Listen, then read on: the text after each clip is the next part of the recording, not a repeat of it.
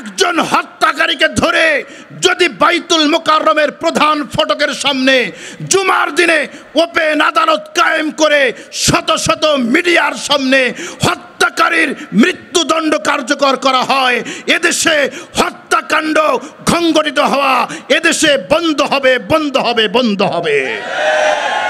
সন্ত্রাসীর আর কোনো পরিচয় হতে পারে না, চাঁদাবাজের কোনো পরিচয় হতে পারে না, তার একটাই পরিচয়, ও সন্ত্রাসী, ও চাঁদাবাজি। ঠিক কিনা বলে?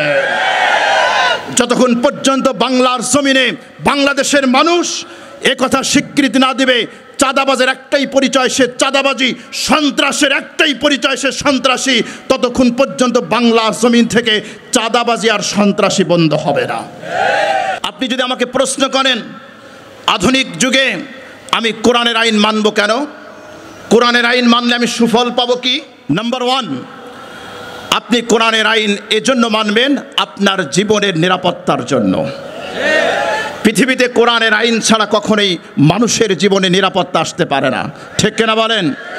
আজকে আমরা দেখতে পাই পশ্চিমা আদর্শ আমরা দেখেছি 1924 সাল থেকে 2025 সাল পর্যন্ত আমরা পশ্চিমা আদর্শ দেখেছি, ওরা পৃথিবীতে মানুষের জীবনের নিরাপত্তা দিতে পারে নাই। ওদের স্লোগান হলো তোমরা আমাদের সাথে থাকো তাহলে সঙ্গী, আর যদি তোমরা আমাদের সাথে না থাকো তাহলে তোমরা জঙ্গি। পশ্চিমাদের ডায়লগ।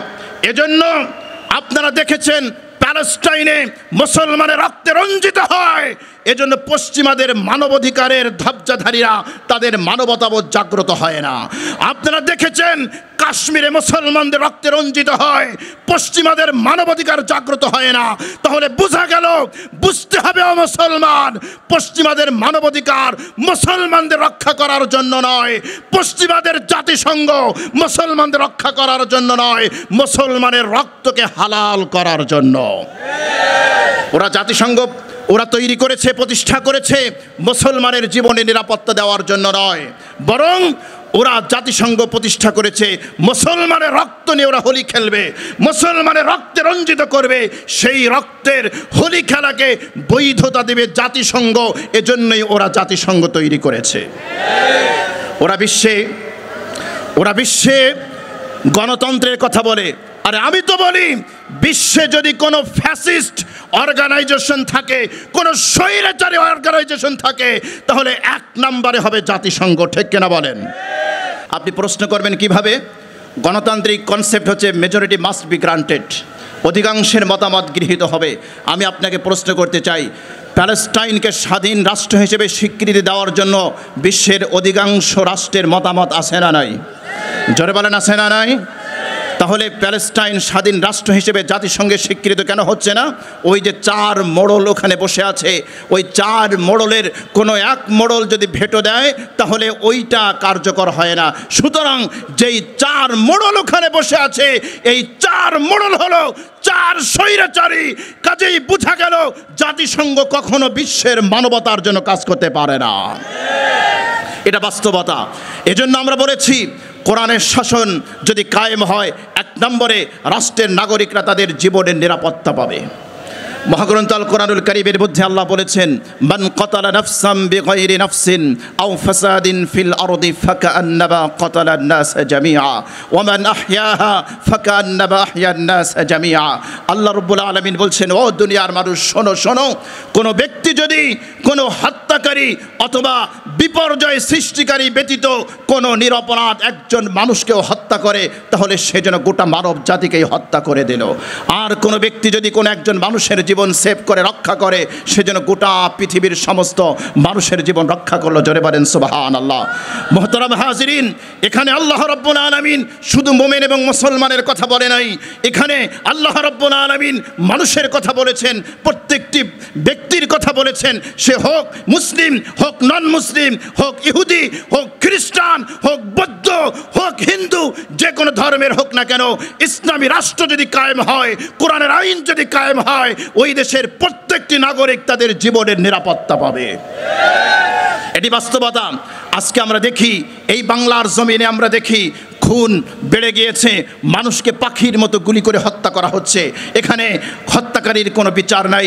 আর আমি তো বলি একজন হত্যাকারীকে ধরে যদি বাইতুল মুকাররমের প্রধান ফটকের সামনে জুমার দিনে ওপেন আদালত কায়েম করে শত শত মিডিয়ার সামনে হত্যাকারীর মৃত্যুদণ্ড কার্যকর করা হয়, এদেশে হত্যাকাণ্ড সংগঠিত হওয়া এদেশে বন্ধ হবে, বন্ধ হবে, বন্ধ হবে।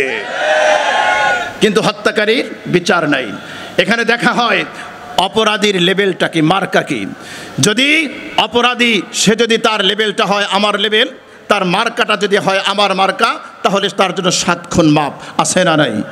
জোরে বলেন আছে না নাই?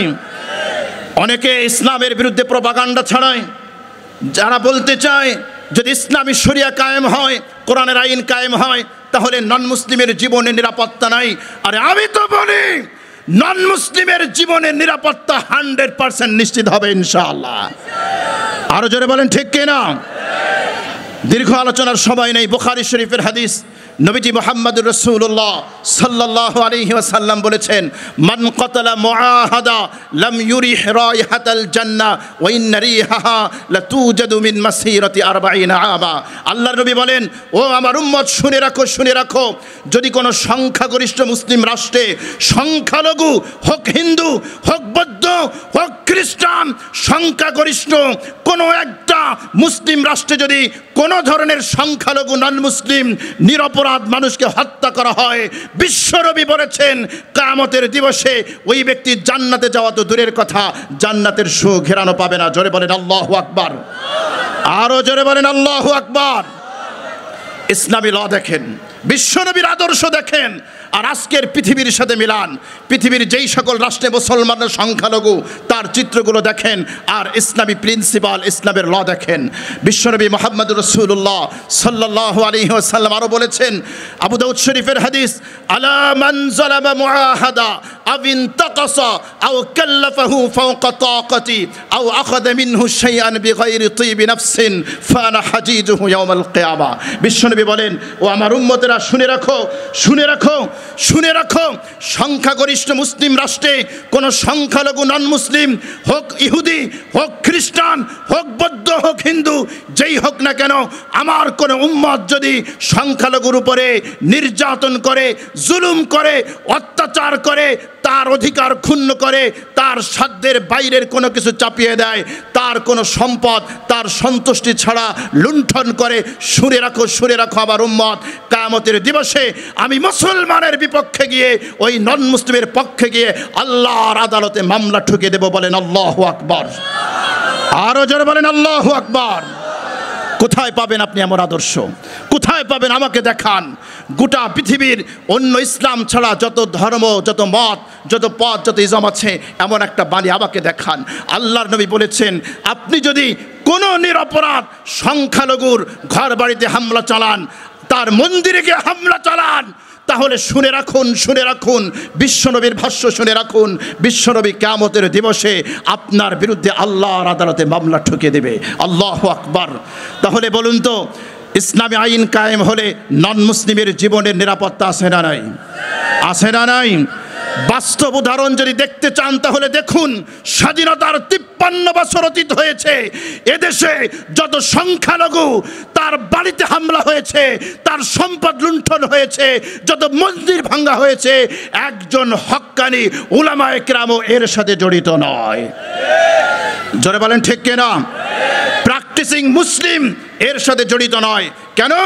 প্র্যাকটিসিং মুসলিম সে জানে, আমি যদি কোনো সংখ্যালঘুর ঘরে হামলা চালাই, তার সম্পদ লুণ্ঠন করি, যেই নবীর সুপারিশ ছাড়া কিয়ামতের দিবসে আমার মুক্তির কোনো গ্যারান্টি নাই, আমার মুক্তির কোনো পথ নাই, সেই নবী আমার বিরুদ্ধে আল্লাহর দরবারে মামলা ঠুকে দিবে। সুতরাং কোনো মুসলমান কোনো সংখ্যালঘুকে নির্যাতন করতে পারে না। আওয়াজ দিয়ে বলেন ঠিক কিনা? জাগতিক মানবরচিত আইন, এই আইন বিভিন্ন কারণে বায়াসড হয়। কখনো রাজনৈতিক নেতার পক্ষে যায়, কখনো অমুক মন্ত্রীর পক্ষে যায়, কখনো অমুক মন্ত্রীর শালকের পক্ষে যায়, কিন্তু কোরআনের আইন পরিবর্ধন করার সুযোগ কারো নাই। ঠিক কিনা বলেন?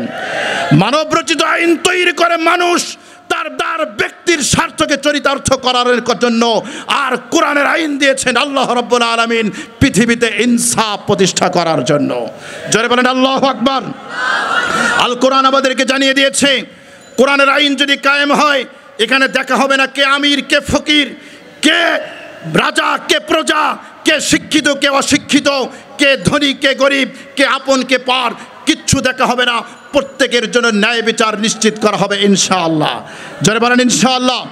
মহাগ্রন্থ আল কোরআনুল কারীমের মধ্যে আল্লাহ রাব্বুল আলামিন জানিয়ে দিয়েছেন, ইয়া আইয়ুহাল্লাযীনা আমানু কুনু কাওয়ামিনা বিল কিসতি শুহাদা লিল্লাহ ওয়ালাউ আলা আনফুসিকুম আবিল ওয়ালিদাইনি ওয়াল আকরাবিন।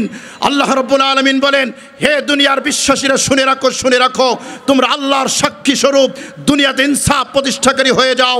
এই ইনসাফ প্রতিষ্ঠা করতে গিয়ে যদি তোমার নিজের বিপক্ষে যায়, যদি তোমার বাবার বিপক্ষে যায়, যদি তোমার নিকটাত্মীয়ের বিপক্ষে যায়, কোনো পরোয়া নাই। কোনো ধনীর বিপক্ষে যায়, কোনো গরিবের বিপক্ষে যায়, কোনো পরোয়া নাই। ইসলামী আইন বাস্তবায়ন হলে রাষ্ট্রের প্রত্যেকটি নাগরিকের জন্য ন্যায় বিচার নিশ্চিত করা হবে ইনশাআল্লাহ সুম্মা ইনশাআল্লাহ। এই বিশ্বের ইতিহাস, ইসলামের ইতিহাস তার প্রমাণ। ইতিহাস টানার সময় আমার হাতে নাই। আল্লাহ রাব্বুল আলামিন এই পৃথিবীতে কোরআন দিয়েছেন প্রত্যেকটি মানুষকে ন্যায় বিচার নিশ্চিত করার জন্য। এজন্য কোরআন আমাদেরকে বলছে, ওয়াইন হাকামতা ফাহকুম বাইনাহুম বিল কিসত ইন্নাল্লাহা ইউহিব্বুল মুকসিতিন। হাবিব, আপনি যদি ইহুদি খ্রিস্টানদের মধ্যে ফয়সালা করেন, বিচার করেন, আপনাকে ইনসাফ করতে হবে। শুধুমাত্র ইহুদি, শুধুমাত্র খ্রিস্টান, এজন্য তারা ইনসাফ পাবে না, এটা হতে পারে না। আমরা দেখি নববী জীবনে জ্বলন্ত উদাহরণ আছে। সহিহ বুখারীর হাদিস, মক্কা বিজয় হয়েছে, ইসলামী হুকুমত কায়েম হয়েছে, কোরআনের আইন কায়েম হয়েছে। মক্কার সম্ভ্রান্ত একটা ফ্যামিলি, মাখজুমি গোত্রের একজন নারী, নাম হলো ফাতেমা, চুরি করেছে। সম্ভ্রান্ত ফ্যামিলির মেয়ে ফাতেমা চুরি করেছে। তারা চিন্তা করলো, কোরআনের বিধান হলো হাত কাটা, চুরি প্রমাণিত হয়েছে, আল্লাহ রসুলের কাছে বিচার গিয়েছে, এই মহিলার হাত কেটে দেওয়া হবে, কি করা যায়? তারা খুঁজে বের করলো। তারা ভেবেছিল দুনিয়ার অন্য রাজা বাদশার মতো, অন্য সোসাইটির মতো সুপারিশ করলে আইন পরিবর্তন হতে পারে। এজন্য খুঁজে বের করলো কার মাধ্যমে রসুলকে সুপারিশ করা যায়। খুঁজে খুঁজে আল্লাহ রসুলের প্রিয় হজরতে উসামা রাদিয়াল্লাহু তাআলা আনহু, তাকে খুঁজে বের করা হয়েছে। বুখারীর শব্দ হিব্বু রাসূলিল্লাহ, আল্লাহ রসুলের অত্যন্ত প্রিয় ছিলেন। উসামা ছোট ছেলে, বালক ছেলে, বুঝতে পারে নাই। মক্কার মাখজুমি গোত্রের লিডার রয়েছে। উসামাকে বলল, ও উসামা, শোনো শোনো, আমাদের সম্ভ্রান্ত মহিলা চুরি করেছে। এখন আল্লাহ রসুল যদি হাত কেটে দেয়, আমাদের ইজ্জতমান সব নষ্ট হয়ে যাবে। এক কাজ করো, তুমি রসুলের কাছে গিয়ে সুপারিশ করো, আল্লাহ রসুল যেন এই শাস্তি না দিয়ে অন্য কোনো শাস্তি দেন। উসামা রাদিয়াল্লাহু তাআলা আনহু বুঝতে পারে নাই, অল্প বয়স্ক বালক ছিলেন। তিনি আল্লাহর রসুলের সাথে গিয়ে কথা বললেন। আল্লাহর ফাতালাওয়ানা ওয়াজহু রাসূলিল্লাহ, হাদিসের ভাষ্য, আল্লাহ রসুলের চেহারা রক্তিম বর্ণ ধারণ করেছে। নবীজি বললেন, উসামা আতাশফু হাদ্দাম মিন হুদুদিল্লাহ, এত বড় স্পর্ধা তোমার, আল্লাহর হদের ব্যাপারে তুমি সুপারিশ করতে আসো, শুনে রাখো, সাবধান হয়ে যাও। উসামা রাদিয়াল্লাহু তাআলা আনহু বললেন, ইয়া রাসূলুল্লাহ, আমি বুঝতে পারি নাই, আপনি আমার জন্য ক্ষমা প্রার্থনা করেন। আল্লাহ রসুল সন্ধ্যাবেলা সাহাবায়ে কেরামকে জমা করলেন, একত্রিত করলেন, ভাষণ দিলেন। নবীজি বললেন, আমার সাহাবীরা শুনে রাখো, ইন্নামা আহলাকান নাস ক্বাবলাকুম ইন্নাহুম কানু ইদা সারাকা ফীহিমুশ শরীফ তারাকুহু ওয়া ইদা সারাকা ফীহিমুদ দাঈফ আকামু আলাইহিল হাদ্দা। নবীজি বললেন, ও আমার সাহাবীরা শুনে রাখো, তোমাদের পূর্ববর্তী জাতি এজন্য ধ্বংস হয়েছে, যখন তাদের মধ্যে সম্ভ্রান্ত কেউ, ক্ষমতাসীন কেউ, রাজনৈতিক লিডার কেউ চুরি করত, তারা ছেড়ে দিত, দুর্নীতি করলে ছেড়ে দিত, বেগম পাড়ায় বাড়ি বাড়ালে ছেড়ে দিত, লন্ডনে হাজার হাজার বাড়ি তৈরি করলে ছেড়ে দিত, বিচার করতো না। কিন্তু যখনই কোনো গরিব চুরি করত, তার হাত কেটে দিত। এরপরে বিশ্বনবী বললেন, ওয়াল্লাযী নাফসু মুহাম্মাদিন বিয়াদি, ও আমার সাহাবীরা শুনে রাখো, ওই সত্তার কসম যার হাতে আমার প্রাণ, ওই সত্তার কসম যার হাতে আমার প্রাণ, লাউ আন্না ফাতিমাতা বিনতা মুহাম্মাদিন সারাকাত লাকাতাতু ইয়াদাহা। আরে আজকে মাখজুমি গোত্রের মেয়ে ফাতেমা নয়, যদি মুহাম্মাদের মেয়ে ফাতেমা চুরি করত, আমি রসুল তার হাত কেটে দিতাম। জোরে বলেন আল্লাহু আকবার, আরো জোরে বলেন আল্লাহু আকবার। That is Islami law, that is Islami principal. এখানে দেখার বিষয় নয় কে মাখজুমি গোত্রের মেয়ে, কে রাষ্ট্রপ্রধানের মেয়ে, কে কি চিফ জাস্টিসের মেয়ে, কোনো কিছু দেখার সুযোগ নেই। এখানে দেখতে হবে কে অপরাধী। অপরাধীর আর কোনো পরিচয় হতে পারে না, সন্ত্রাসীর আর কোনো পরিচয় হতে পারে না, চাঁদাবাজের কোনো পরিচয় হতে পারে না। তার একটাই পরিচয়, ও সন্ত্রাসী, ও চাঁদাবাজি। ঠিক কেনা বলে? যতক্ষণ পর্যন্ত বাংলার জমিনে বাংলাদেশের মানুষ এ কথা স্বীকৃতি না দিবে, চাঁদাবাজের একটাই পরিচয় সে চাঁদাবাজি, সন্ত্রাসের একটাই পরিচয় সে সন্ত্রাসী, ততক্ষণ পর্যন্ত বাংলার জমিন থেকে চাঁদাবাজি আর সন্ত্রাসী বন্ধ হবে না। সময় হাতে নাই। 2 নম্বর, কোরআনের আইন যদি বাস্তবায়ন হয় এদেশের প্রত্যেকটা নাগরিক ন্যায় বিচার পাবে। 3 নম্বর, ইসলামের বিরুদ্ধে প্রোপাগান্ডা ছড়ানো হয়, যদি ইসলাম কায়েম হয়ে যায়, কোরআনের আইন যদি বাস্তবায়ন হয়ে যায়, তাহলে সংখ্যালঘুরা, নন মুসলিমরা তারা তাদের ধর্মীয় স্বাধীনতা ভোগ করতে পারবে না, তাদেরকে জোর করে কনভার্টেড মুসলিম বানানো হবে। আমি বলতে চাই এটা ইসলামের বিরুদ্ধে প্রোপাগান্ডা, ইসলামের বিরুদ্ধে অপপ্রচার। ইসলামের ইতিহাস দেখুন, মদিনায় ইসলাম কায়েম হয়েছে, যদি এটাই হতো ইসলাম কায়েম হলে নন মুসলিমরা থাকতে পারবে না, তাদেরকে মুসলিম হতে বাধ্য করা হবে, তাহলে হিজাজে কোনো মুসলমান থাকতো না। আপনারা দেখবেন ভারতবর্ষে মুঘলরা শত শত বছর শাসন করেছে, যদি তাই হতো ভারতে কোনো হিন্দু থাকার কথা ছিল না। এবার কোরআনের ঘোষণা শুনুন, আল্লাহ বলছে লা ইকরাহা ফিদ্দিন ক্বাদ তাবায়্যানার রুশদু বিল গায়্যি। শুনে রাখো দুনিয়ার মানুষ, আল্লাহ বলছেন দ্বীনের ব্যাপারে জবরদস্তি নেই। কোন মানুষকে জোর করে আপনি কনভার্টেড করবেন, জোর করে মুসলমান বানাবেন, আপনি মুসলমানের লিবাস ধারণ করতে পারেন, আপনি প্রকৃত মুসলমান হতে পারবেন না। ইসলাম বিকশিত হয় তার আদর্শে, ইসলাম বিকশিত তরবারির জোরে হয় না। এটা ভিন্ন টপিক, আজকে ওদিকে যাওয়া যাবে না। সুতরাং আমরা বলতে চাই, যদি ইসলাম কায়েম হয়ে যায়, কোরআনের আইন কায়েম হয়ে যায়, প্রত্যেক ব্যক্তি তার ধর্মীয় স্বাধীনতা ভোগ করবে, ঠিক কিনা বলেন?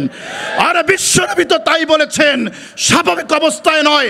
আল্লাহর নবী যখন মুসলমানদের বাহিনী পাঠাতেন যুদ্ধে, বহু হাদিস আছে, আল্লাহ রসুল যখন উপদেশ দিতেন সাহাবাই কেরামকে বলতেন, ও আমার সাহাবীরা শুনে রাখো, লা তাহরিকু কানিসা, শুনে রাখো, শুনে রাখো, যুদ্ধে যদি তোমরা বিজয়ী হও, খবরদার খবরদার কোনো গির্জাকে তোমরা জ্বালাতে পারবে না।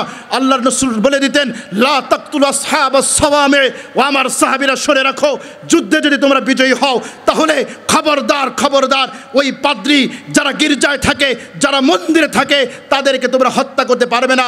এ হলো ইসলামী আদর্শ।